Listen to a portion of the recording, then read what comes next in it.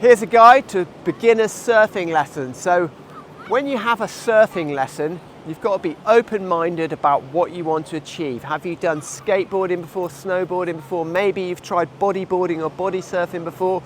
These are all going to put you in good stead for getting up on your feet, which is the ultimate goal in surfing. Now, to do it correctly, you need the best kit. So you need a nice warm wetsuit. That's absolutely imperative. You need an ID vest so that the instructor can keep an eye on you the whole time. You need a surfboard, and it's really critical that the surfboard is the right size for you.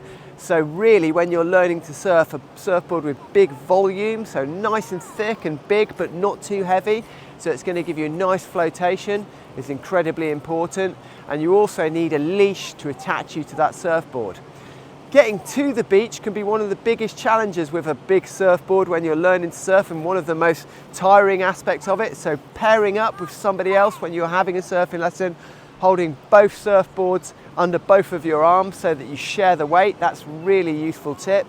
Then you'll get to the beach and you'll have commonly the ABC surfing lesson. So this is developed by the ISA, the International Surfing Association, and it's the 3 steps to learn to surf.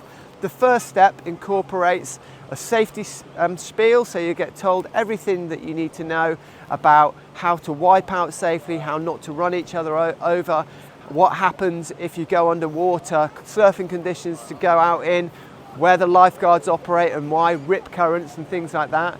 You'll also be taught next, the parts of the board, so the nose of the board, the tail of the board, the rails of the board, the deck of the board, the underside of the board and the fins, and how they all work and what they do and why they do what they do and why they're so important.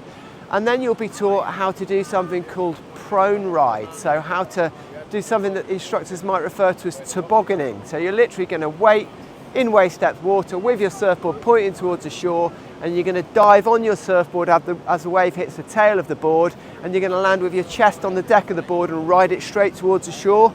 When you do that, you've got to equally distribute your weight either side of the center line, known as the stringer line, in order to maximize your balance. The first part of this lesson is all about the timing of catching the waves, the balance on your board, and then the regulation of your speed. So move your weight forward, it'll speed yourself up, move yourself back and it'll slow you down. And also moving yourself back on your board and sliding your legs off the side of the board will enable you to stop immediately. Now, once you've maximized the number of rides you can get in the prone position, it's time to come back to the beach and learn how to stand up.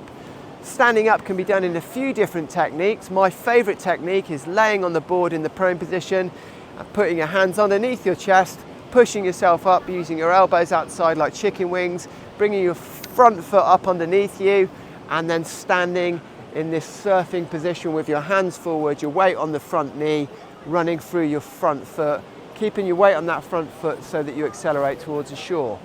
Now, if you can't jump from prone to feet, you might want to bring your knees up into 2 knees and then bring your foot around the side and then twist your hips to stand up. Or the final technique which you might learn is that you put your back foot up first and then your front foot up and then stand up. That's often known as the Spider-Man position because of the way that you do it.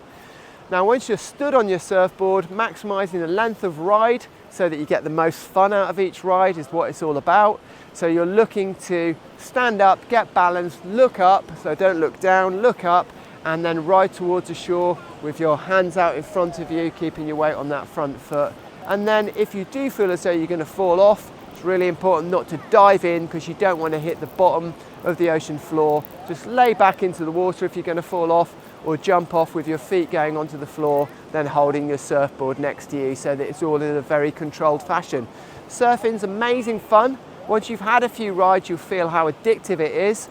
Your surfing lesson instructor is the person that's going to answer all the queries you could have and is going to fast forward your surfing progression so much more quickly than just hiring a surfboard and getting out there and having a go under your own steam. So I couldn't recommend it enough. Surf lessons are going to make you have more fun wave riding more quickly. Please let us know what you thought of this video and what you think of learning surf. Any questions will come back to you in the comments below.